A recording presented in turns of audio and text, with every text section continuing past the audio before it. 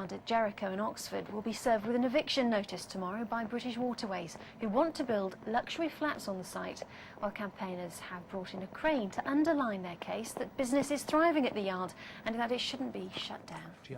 On one side, protesters fighting to keep a way of life on the waterways that dates back centuries. On the other, bailiffs and police who moved in to evict them so the land could be redeveloped for housing.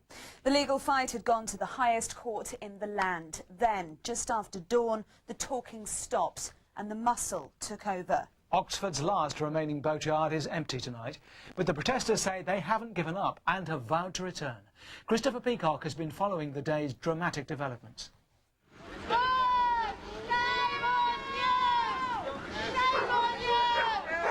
A protester is detained by police, clinging to the roof of his boat, and falls onto the quay in the scuffle.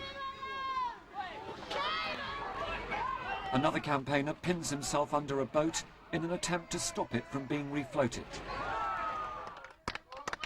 More people are hauled away by police as the fight goes on to secure Jericho boatyard. It's not the friendly-looking boatyard that it used to be anymore. It's surrounded by people in fluorescent jackets and men with tools and hammers and all sorts of things.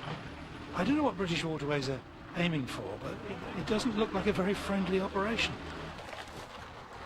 Our human rights being fatally flawed by these lunatics here! The protesters' cries fell on deaf ears as court bailiffs, escorted by police, moved in to evict the boat people from Oxford's Jericho yard.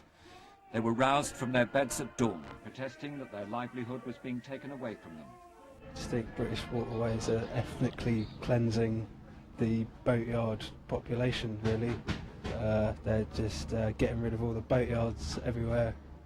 It seemed more like a funeral wake as music played on the protesters' boats.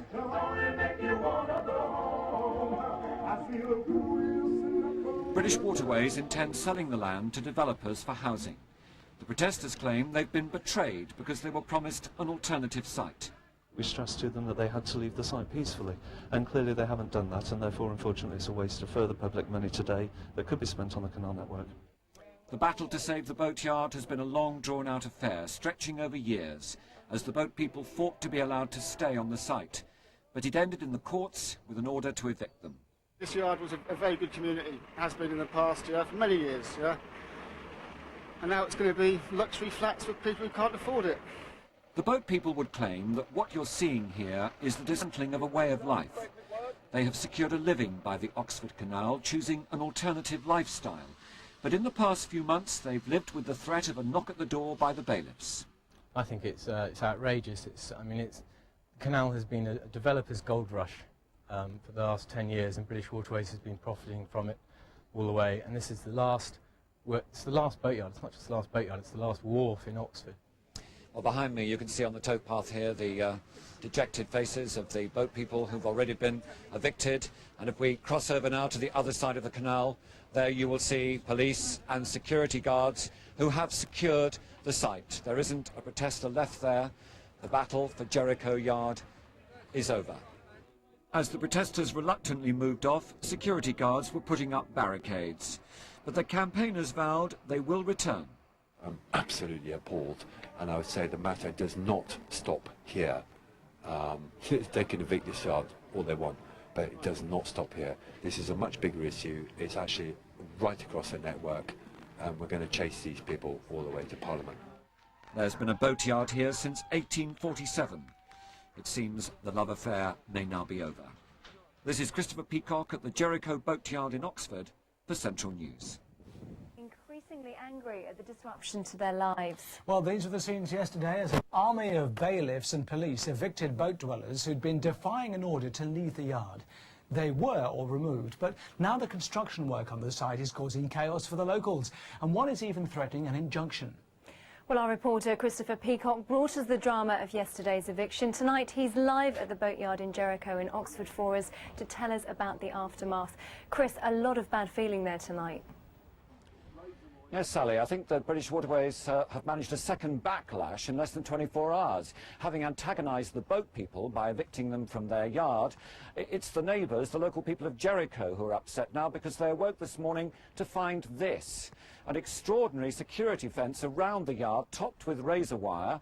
The neighbours say they cannot see their view out onto the canal now, so they're very angry, and they have a message tonight for British Waterways. They say, take down your barricade and give the yard back to the boat people.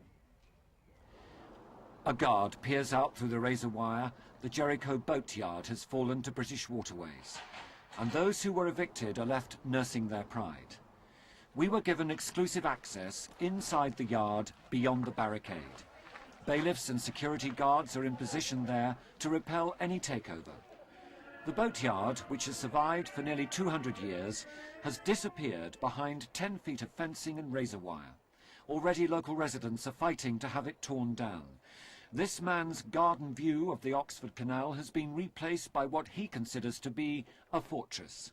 This boatyard is part of the colour and the culture of Jericho, just as the canal has been part of the colour and culture of Jericho for 200 years. And looks like a prison compound now. The boat people were evicted yesterday amid angry scenes after a long drawn-out legal process that went through the courts. British Waterways intends selling the site for a housing development, but local residents say they would rather have the boat people back. Well, it's not on. It's not on. You know, the boaters were more peaceful. The local vicar claims his vicarage has access onto the boatyard, and he's threatening to go to court to get an injunction to remove the barricade. It's just appalling. It's absolutely appalling. It's like a prison camp. And the floodlighting and the barbed wire, I mean, it's totally unnecessary. Those who were evicted yesterday, like Claire Duncan, have now lost the yard where they could patch up their boats. Oh my Lord, look at that razor wire. Is that, you know, I mean, it's just so over the top. Completely unbelievable, absolutely unbelievable. This is the man from British Waterways who supervised the eviction. It's clearing up time before the site is handed over to the developers next week.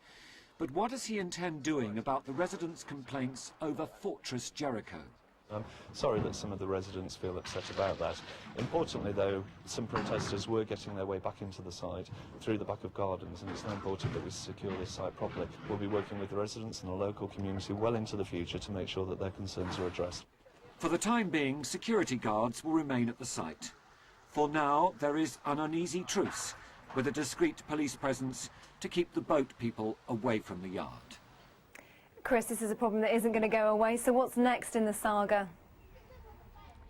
Trust is what is missing, Sally. There's no trust between British Waterways and the boat people. British Waterways say, we have offered you an alternative site. 3 miles further up the canal, they're going to throw in £10,000. The boat people say that's news to them. The negotiations were never settled before the eviction took place.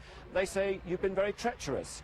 But I can tell you there's to be a meeting in the next fortnight between all interested parties, the council, the boat people, British Waterways, to try and thrash out some sort of compromise to what is a very unhappy and difficult situation at the moment. Chris, live in